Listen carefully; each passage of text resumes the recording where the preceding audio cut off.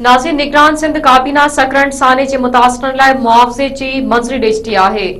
निगरान सूबाई काबीना जो इजलास निगरान वज़ीर आला जस्टिस रिटायर्ड मक़बूल बाक़र जी सदारत हेठि जारी आहे। निगरान काबीना सकरंड साने में शहीद थियल ॻोठाणनि जे वारसनि लाइ 80-80 लख रुपयनि ऐं ज़ख़्मियुनि लाइ 20-20 लख रुपयनि जी मंज़ूरी ॾिठी आहे। यादि रहे त कुछ ॾींहं अॻु सकरंड वेझो ॻोठ माणी जलबाणी ते चढ़ाई दौरान अहलकारनि जी फायरिंग में 4 ॻोठाणा शहीद ऐं 5 ॼणा ज़ख़्मी थिया हुआ। नाज़रीन, हिकु भेरो ॿीहर तव्हांखे ब्रेकिंग न्यूज़ ॾियूं पिया।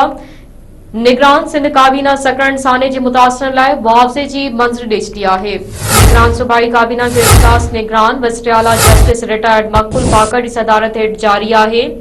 निगरान काबीना सकरंड साने में शहीद थियल ॻोठाणनि जे वारसनि लाइ 80-80 लख रुपयनि ऐं ज़ख़्मियुनि लाइ 20-20 लख रुपयनि जी मंज़ूरी ॾिठी आहे। यादि रहे त कुछ ॾींहं अॻु सकरंड वेझो ॻोठ माणी जलबाणी ते चढ़ाई दौरान अहलकारनि जी फायरिंग में 4 ॻोठाणा शहीद ऐं 5 ॼणा ज़ख़्मी थिया हुआ।